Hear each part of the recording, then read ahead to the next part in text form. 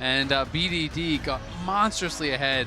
I feel like you are down 2-0. It is at Worlds. It is potentially your last game. I want to see them get a little bit spicy. You're on red side. I think that means we're going to get some interesting counter picks. This is the time, if you have any pocket picks, you've got to do something because standard is just not even close to working. Now you can see it. There's just no answer for it across the board, but how funky can you get? And whatever Fodian game they need to play, it's going to be a very difficult one in this to try and reach the top of that mountain. As KT, once more, going to see if they can push it to that game number 3. I mean, Rest has played some weird stuff. You know, when you look at, all of the games that he played throughout this year, he has an Udyr, a Karma, a Shyvana, a Shen. Like, he's got Nidalee. He's got all kinds of random picks up there. So I don't know if he's going to see the opportunity for it. But to me, when you are looking like you are kind of playing a similar game as your opponents, but just a much worse version of that, it is time to kind of just break the chains, man. Go crazy.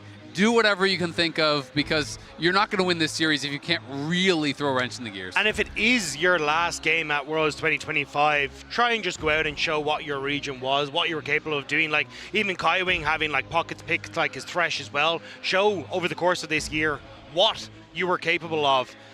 And if maybe, just maybe, you can take down KT, push yourself to that game 4 in these picks, maybe that opens up that wrench in the works that you need. Look, I'm not saying it would be the most KT thing to go 2-0 up, get everyone excited, and then lose in a reverse sweep, but that would be the most KT thing I've ever heard of, as we see the Ambessa banned away by CFO and an immediate Sion pick here for Perfect. Yeah, Sion is up, and I feel like you have got to have some sort of a plan.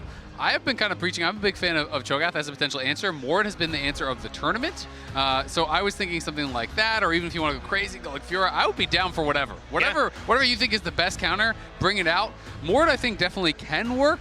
But the problem with Sion is always that not only are you so resilient, but all of your basic abilities are AoE wave clear. So it's really hard to actually create a meaningful advantage. And Rek'Sai, to me, is just a much worse Sion. So I don't feel like this is it, unless they have something else cooking. I truly do not understand leaving Sion up.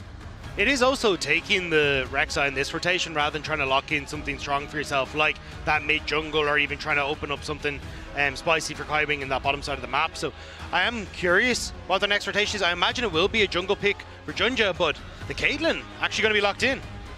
Maybe just Caitlyn Karma or something. Go for prio bot lane and then play beef tanks in front of it. HongQ loves a good Swain game, so maybe you just play beefy front line with an AD carry that can do the damage from the back line. Caitlyn, not the hyper scaler, but really good at sieging and does have a lot of damage in the late game. The only thing I'm worried about, though, is that KT have been able to find success mid and early game. So if you're hitting this trough of where Caitlyn hasn't really hit her power spike, that's really where you are going to struggle in this game if you don't have something to facilitate that kind of mid-game point.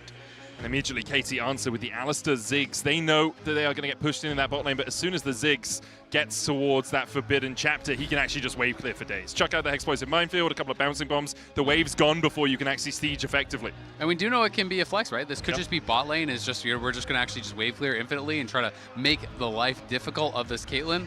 Bard, would be one of these strong laners here, especially early game against Alistar, who is a pretty pitiful laner that would allow Kaiwing to have both some prio in the lane and also get out on the maps and potentially, create a little bit of havoc, which could be beneficial for them. I do like that thought of swapping the Ziggs down into that bottom side, because honestly I think opening up like an AD mid laner for BDD could also be clutch here. We've seen the Yone come out a couple of times, and if you want to try and have that access to the backline, that can work out. Caitlyn, though, of course, going to be very strong when it comes towards both avoiding some of that pressure and also just clearing out these mid waves. So if you opt into this kind of 1-4 split push, it may be easier for CFO to manage. I mean, deokdam has played the Ziggs 7 times so far this year. BDD has not yet played it, but of course he could. But I am just kind of assuming that they're saying, you know what, you're going for Caitlyn. If that's going to be your big swing, we're just going to neutralize you. And then Ziggs can be so effective when you have carries like the Caitlyn. Alistar's going to be flying in, Sion's going to be flying in, Ziggs ult is going to go on your head, and it becomes so hard to actually play out the fight from there. And I am getting a little bit worried if there's not any more spice than this for the CFO draft. Yeah, especially when you're already from CFO trying to ban away more of that dive, because they kind of realize like something like a Vi here probably going to be the last ban. Actually, the Yone, because Vi's banned on that first rotation, because it is a case of just more of that backline pressure that you're trying to nullify, and Yone taken away. Like, it's very difficult for CFO given the current circumstance. I do really like the Silas ban here. You know, it is something that would give them some aggression. It's also Alistar, which is one of those ultimates that are so key. Big respect to HongQ as well, because in the finals against Team Secret Wales, he outplayed Histo in the Silas versus Zed 1v1. It was, the Zed was so fed, and it was like kind of his Faker versus Ryu moment, his moment that he really announced himself as the best player in the LCP. So now, getting with the Silas, getting with the Pantheon, you can see KT saying, okay, we'll make sure that you can't be giga tanky by stealing the Alistar ult, but we'll also make sure you don't have long-range follow-up engage to something like a Tempered Fate. Is it? I mean, you could obviously flex backside to jungle if you really want, but I don't think that's likely. Just Kindred? Kindred would be fun. I mean, Kindred to me can be one of those really powerful scaling picks. And you are going to need a lot of consistent damage to be able to get through this Scion, but I was so excited about it. Standard kind of at the end of the day. So I'm not really loving what we've seen from CFO on a red side. If you're going to go red side, and then it's like your Scion counterpick is Rek'Sai, and you're blind picking your bot lane, I kind of don't really understand what they were trying to go with here. I mean, it must be just trying to enable HongQ on something funky, right? Like, he's the last pick here to see what you can pick up. But BDT, Zoe! I think it might be time to go to sleep for CFO. I was going to say, if you want to play against your icon and he picks at the Zoe, HongQ, what have you got? You've been watching this man for years, and now it's his signature pick that you have to find a win over. This is just the GOAT Zoe, and there's so much poke. I will say, consistent damage, very low for the KT side. Your damage is Ziggs and Zoe, right? Yeah, there is the Viego, but Viego is not going to work through a tank or anything like that. So it is interesting. It is comfort, but it is also not the most easy comp to pilot. Yeah. That being said, if you are first to the objective as KT, trying to walk in through Ziggs poke and Zoe poke is going to be an absolute nightmare. And CFO at the end of the day kind of just went with like a couple meatballs and some scaling carries, and they're going pretty standard here. I feel that we actually, I'm not 100% sure on it, but I'm pretty sure KT played this draft when they beat JunJia. With the Zoe, with the bubbles, and then the Viego coming across. I might be misremembering, but I remember it was about the initial poke into then the Viego coming out. But I could be misremembering it as we see the first Zoe at Worlds this year.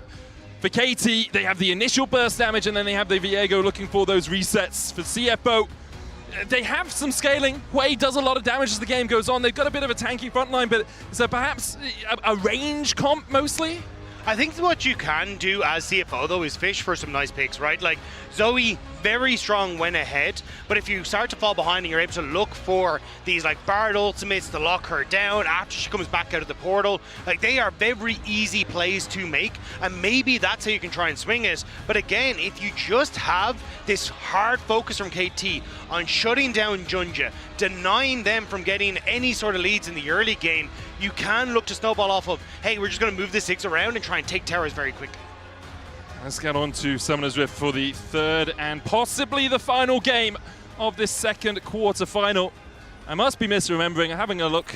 Oh no, they had it. It was their fourth game, but it was with a Nocturne, not with a Viego. Similar idea though. The Nocturne was there with the Paranoia. You had the Ziggs, the Zoe combination for that initial burst. Yep, absolutely. It is that kind of 1-2 punch of the Ziggs and the Zoe, but they also did have kind of some more consistent damage, and with the Renekton, they have that Nocturne. Of course, Viego, I think, kind of slots in similarly. But maybe we'll get a bit more of a Bruiser Scion to have a bit more damage. That being said, there's not really any like super tanks over on the other side. Usually we are going to see Rek'Sai building Bruiser, and JunJia on this Skarner. Not going to be too big of an issue, I don't think. So it'll be interesting to see how they can play it out, because it's really going to be about HongQ and Doggo, I think, avoiding a lot of this poke, avoiding a lot of the damage. And Rest and JunJia, it's going to be them moving in first, trying to absorb that poke, creating space for these carries for them to be able to have a chance. Yeah, I think JunJia's going to have his work cut out from this game. Skarner not great into a lot of range. Just the only real target that you're going to have is something like that Scion, but we'll have to see as it starts to go on. But again, I think it's more for CFO about getting JunJia access in the early game. He has been such a core part of this roster the entire time that he's been on it.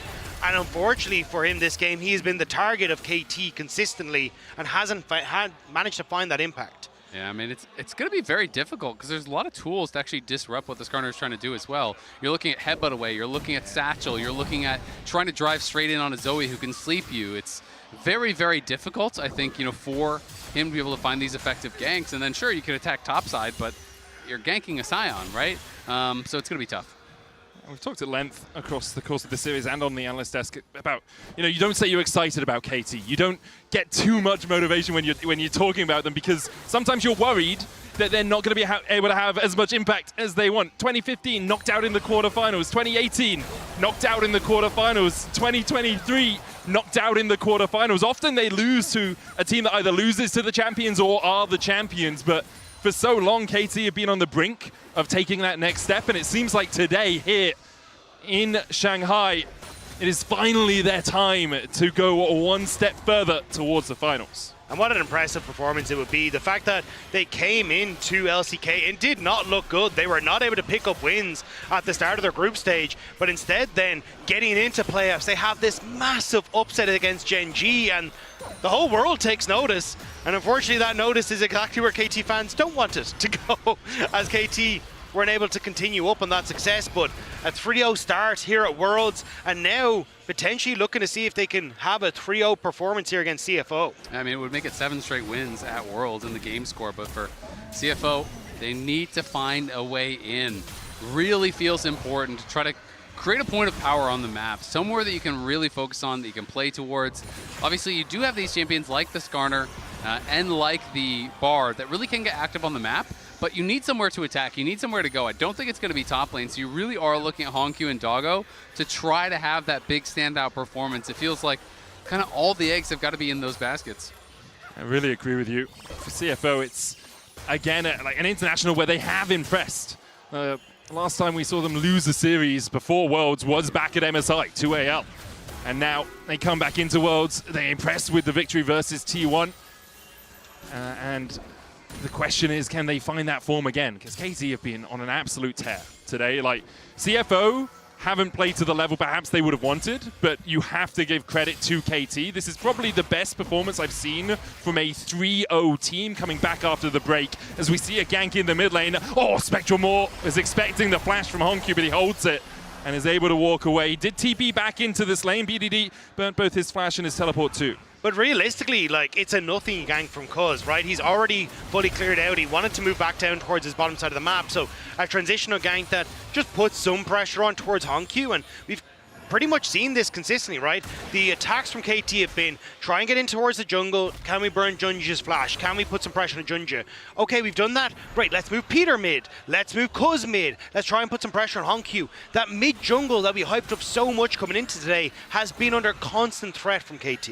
Really has, and they're going to try to put some pressure on this top side. Rest has the prio. Perfect is up here. You can see BDD is moving, though. He's already heading up here, so Perfect just has to delay. Got to kill him quickly. JunJia! Oh, he no! looks for the Yashav's impact, but he flashes over. Perfect, who flashes away. BDD has the sleepy trouble bubble, and JunJia is going to take a little nap. Underneath the tower, no one tanking it. The paddle star going wide. Still damage onto JunJia. He's able to walk his way away. In the end, an exchange of summoners. That is heartbreaking for CFO. JunJia not able to make it happen, and honestly, lucky they managed to escape afterward. Rest doing a good job of blocking the paddle star from being able to connect onto the jungler. Yeah, did a really good job to be able to block that up, but that is heartbreaking. JunJia, such a strong jungler here. That does feel like one of those world's nerves moments here, as he tried to flash in for the unreactable Ishtal's impact to be able to get the instant stun on the wall, but he just flashed past him and then tried to hit us with a little drift to get back into position, but couldn't quite find it. Might have been the first kill there of the game for them, and it's one that you feel like you need that momentum coming in, but someone that they have been able to depend on here at Worlds is Doggo. This guy has been having a stellar tournament. We've talked about him a lot, crushing on the Draven games, and he's going to be here on this Caitlyn when his team needs him most. I mean, he's first of all 80 carries, goal difference at 14, really high damage percentage, has been passing the eye test with flying colors. You need to get him in a winning position, because even in these last 2 games, when you think about who has been having the best individual performance for CFO, even in losses, I feel like it has mostly been him. He has been trying to find these big moments, trying to go aggressive. You think to the Corki game, flashing and getting that kill. You think to the Kai'Sa game, that bot lane fight, going deep against those carries and getting a couple shutdowns. If they can get him in a winning position, Doggo has the mechanics to get you across the finish line against teams of this caliber.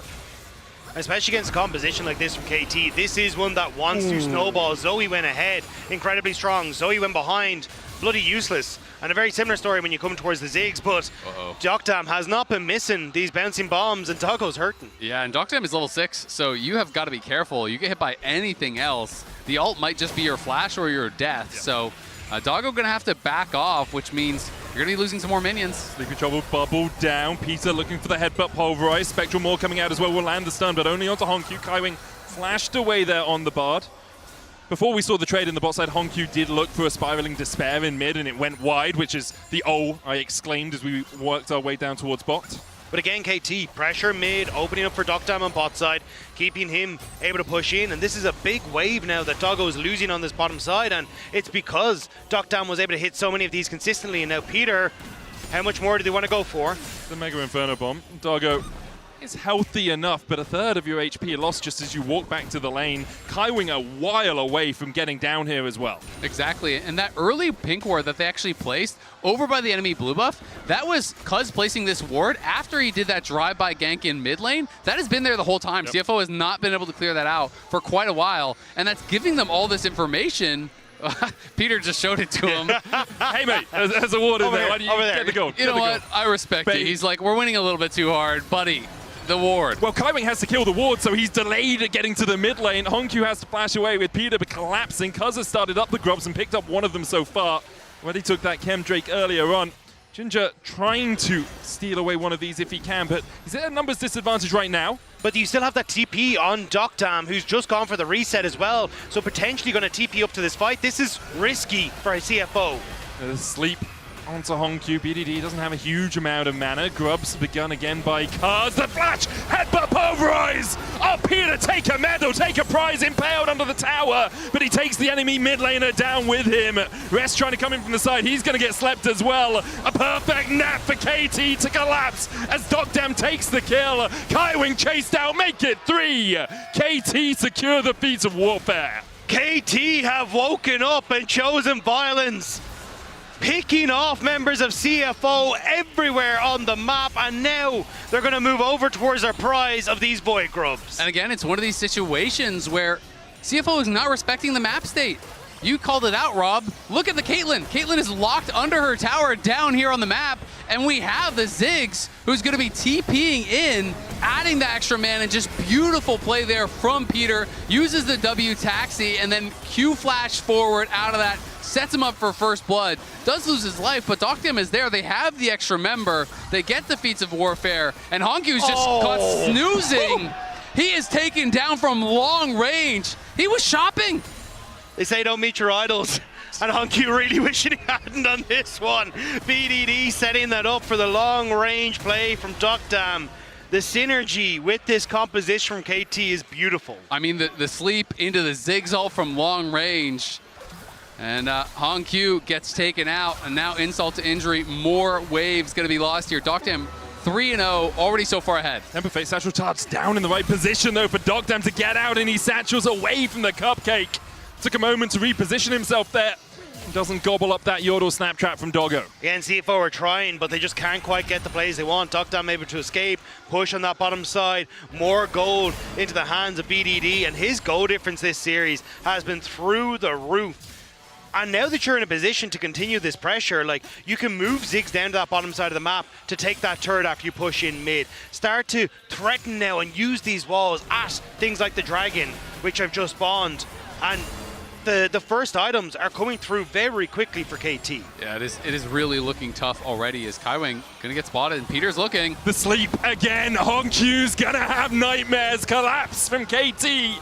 And BDD claims his second. The best Zoe in the world, and he's showing us why. Relentless pressure here. This red side draft just not working out at all for CFO. I mean, you look up, you gave over the Scion, you've created an 80 gold lead for the Rek'Sai at this point. It's just a nothing burger. And then down in the bot side, you have this Ziggs that was picked as an answer to this Caitlyn, and it has been just excelling throughout the entire game. And we've talked about it so often for CFO. If JunJia and HongQ can be on the same page, they can do work, but KD have shut them down perfectly. deokdam flashes away, the headshot's not enough! The Peacemaker doesn't find its mark. JunJia flashes finally! Finds the shutdown. Cuzz now on the back foot. Ults away with that Heartbreaker. A magical journey for JunJia onto Peter, but a double blast cone will get them to safety. as JunJia might try and collapse on BDD. Ishtar's impact in, catches Peter, slams him into the wall. The rest of CFO trying to collapse, but there's the trample stun, a good impale through the wall. Cuzz able to flash away, asleep onto that Skarner. Paddlestar just short of connecting. Spiraling despair on BDD, Peter falling low. HongQ finds the kill, BDD still dashing forward with the portal, jumps in the end. CFO will back away with 2. The Flying Oysters are not done yet. They knew that that was their moment where they could put some more pressure, but HongQ needs to be careful. So Trouble Bubble doesn't land. I thought BDD might go for the flash Trouble Bubble there. Yeah, KT were playing very aggressively in that moment. I mean, CFO pushed them out, but KT is like, you know what, we're just going to keep scrapping. They didn't want to back off to the tower. They didn't want to cede that jungle camp, so they just kept fighting, and CFO able to get something back here. But again, deokdam just pushing through mid lane constantly.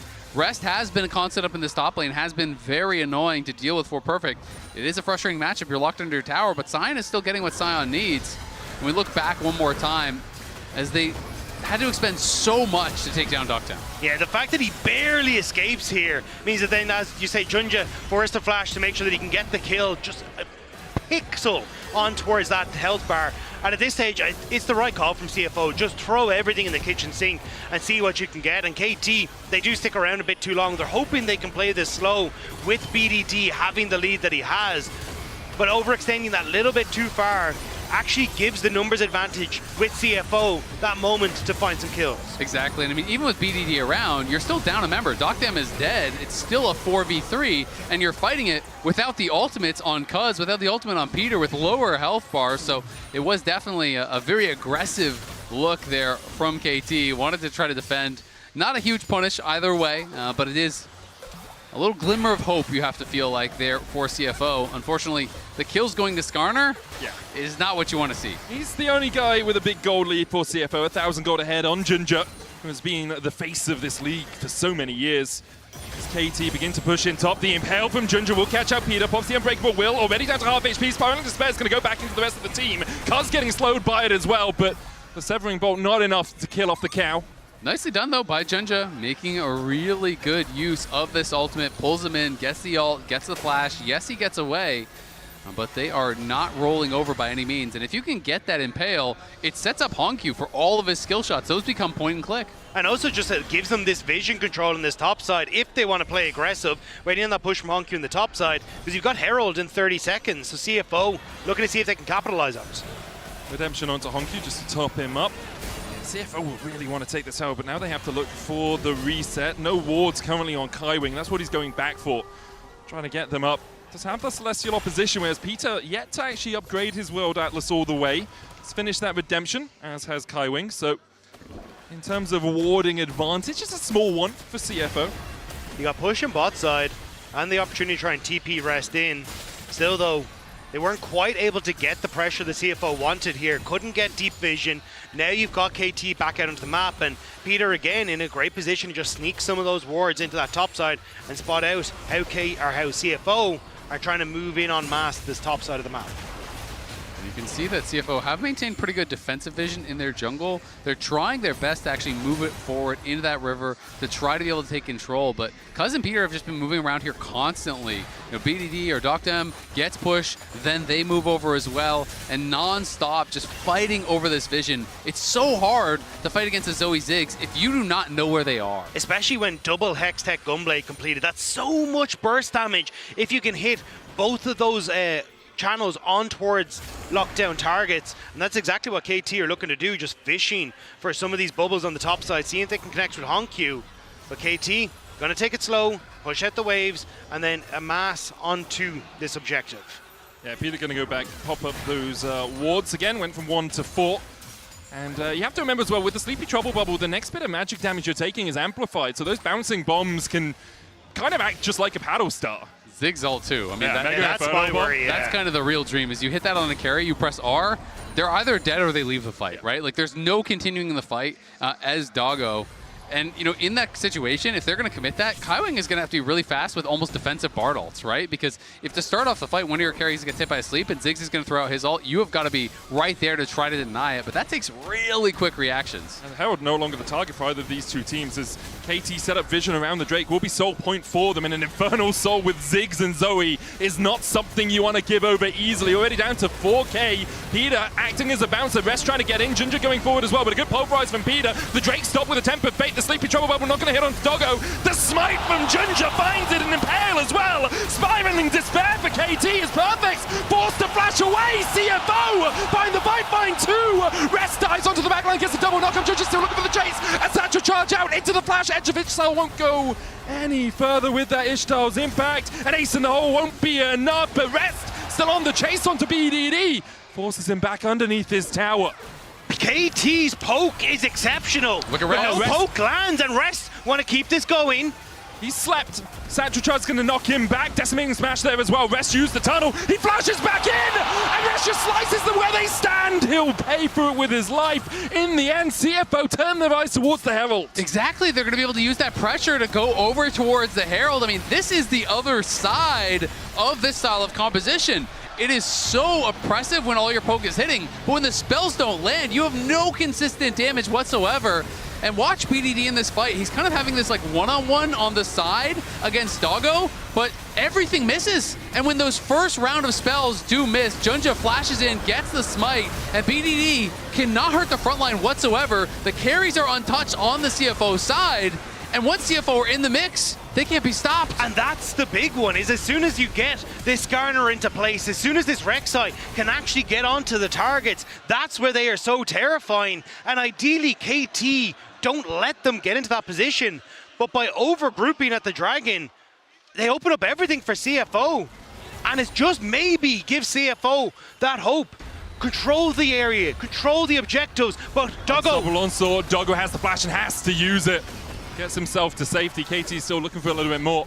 Importantly, most of the gold in that last fight for CFO, who have evened out the total gold in the game, did go to their jungler and to their top laner. A Rek'Sai can do a lot of damage. Titanic Hydra complete. Tunneler as well, building up to more of those physical damage items, but it's not as much as you would like. But for me, it's less about the gold, it's about the map control. Sure. Because that's really what CFO need. When you're getting down these turrets, it doesn't give KT as much access to the map, and you can make plays like this. Styles impact, Satchel Charge stops it. That does mean the Satchel can't be used on the tower. But it also, again, it's about getting this deeper vision. So as KT look to contest objectives, they're not throwing these like long-range bubbles through the walls that can then retreat, fall back step by step, and you have to constantly try and fight for that control back over the objective. If you can park yourself as CFO in front of it, you force KT to pull that trigger early, which is exactly what we just saw. That's not what KT want to do. I mean, it's just kind of such an interesting set of compositions, right? Because KT's comp really is all or nothing, right? You hit everything, you hit that sleep into the Mega Inferno Bomb, all of a sudden CFO can do nothing. You miss all those early spells and get hard engaged on, all of a sudden you're not really putting out any pressure either on that front line, and Cuzz is 1.3k gold behind. This Viego really needs that first reset, and there's not any like point and click. You're not paired with a Syndra, an Annie, an Ahri, anything like that. So it's just everything does your poke land. Oh my god! Oh my god, the Mega Inferno Bomb of Doom, and JunJia overstepping Peter with a great double pulverize onto the backline, and everything hits this time. Rest tries to dive in, but is put to sleep, and all he'll see are nightmares of KT. A triple in the end for deokdam, another sleep landing, and the chase comes out from Perfect and from deokdam!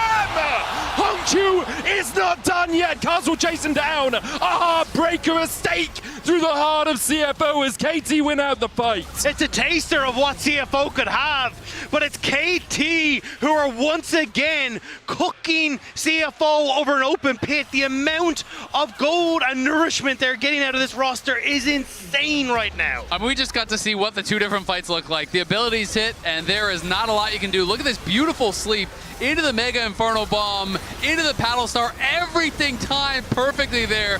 We're gonna call it the Mega Inferno Bubble. That was looking clean. And with him gone already, BDD, he's looking like he's got an aimbot. He's just point and click. Peter caught with a Tempered Fate. And that cow might be going golden, but he is going to get skewered by CFO. The Otacon next TP's coming out as CFO try to up the tempo. TP out from Perfect as well as KT are going to call for a fight of their own. You've got to wait for BDD. This wall could be devastating, but he's so far away. The ultimates are flying, but Otacon is going down. HongQ already down to half HP. Perfect with the decimating smash doesn't land it. The Otacon should be secured here for CFO. They get it. The sleep lands, but only onto rest. Will KT continue to chase, or will they accept that this fight is not for them?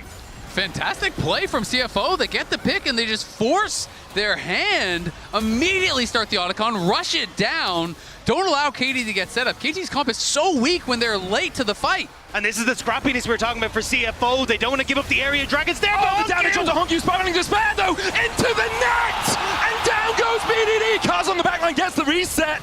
He possesses that way, and the chase continues. Dives across the wall. Spectral Maw doesn't get the stun. JunJia trying to retreat. Dogdam looking for that satchel. Another stun's going to land. And Rest has the flank. Doggo's there as well. JunJia falls, and now the Skarner taken away by Cuzz. Rest trying to get in, locked against the wall, and Kaiwing and Doggo leave him for the KT Wolves. They'll get the kills. They'll clean it out, and will they turn their eyes towards the Drake? They'll do that and take mid. CFO tried to salvage the play with Doggo and Rest running as fast as they could, but it's KT who are pouncing on JunJia and finding the kills they need to turn the play back. I mean, it feels like it was just 2 or 3 minutes ago that we were talking about Cuzz being down 1.3 gold. He got 7 kills in a row and now is up nearly 2K on this Viego. He is a problem.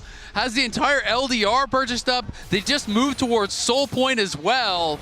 This play to start it off, though, was really nice from Doggo. As BDD goes over the wall, he almost one-shots him, but he goes back into the root.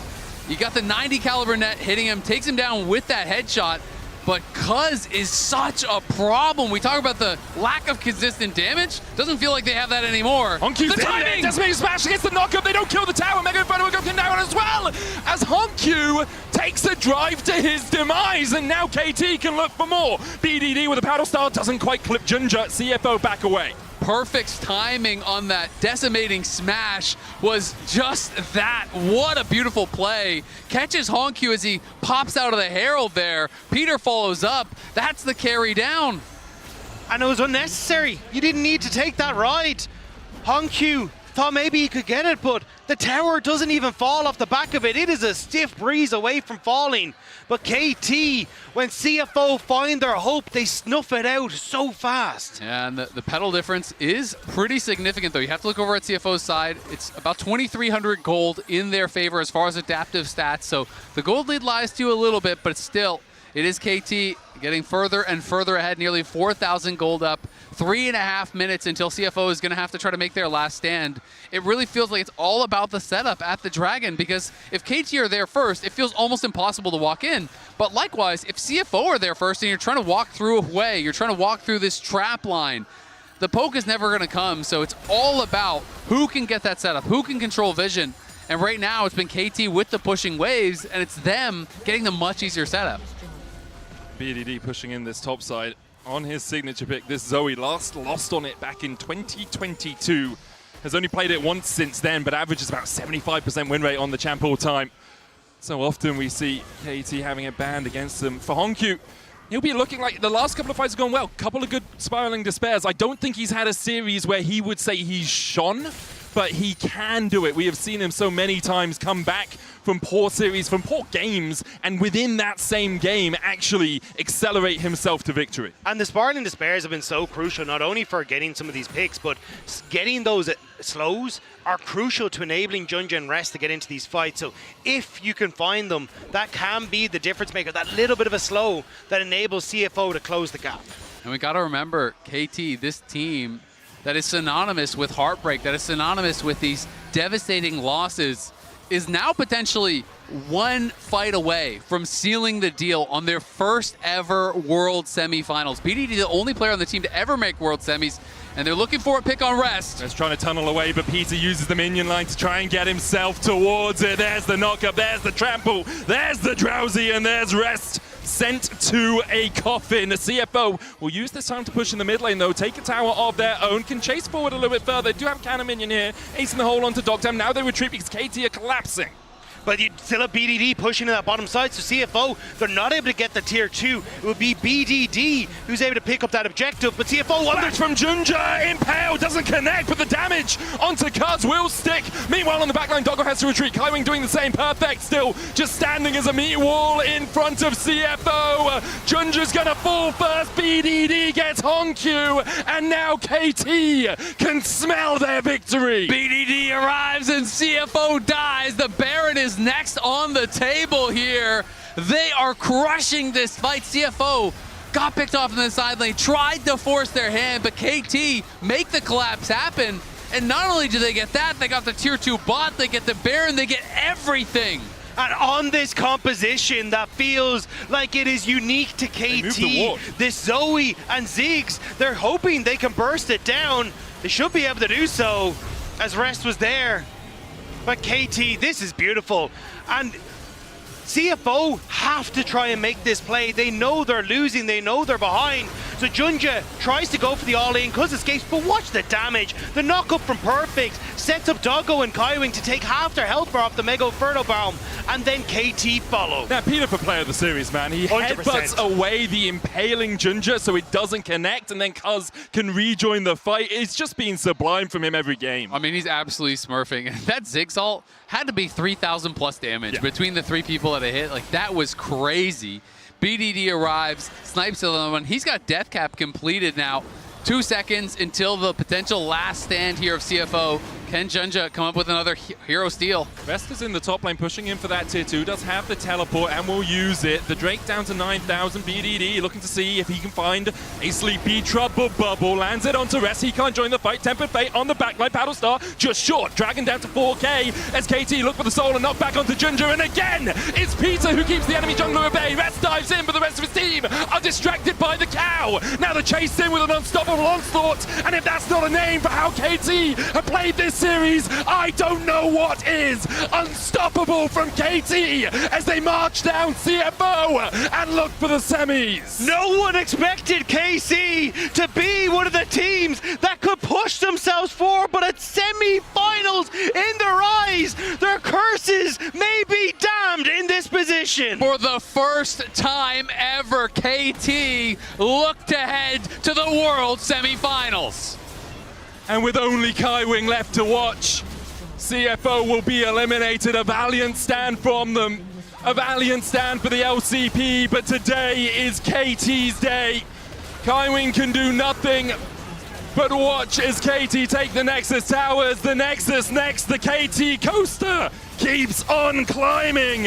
For the first time in history, KT are going to semis.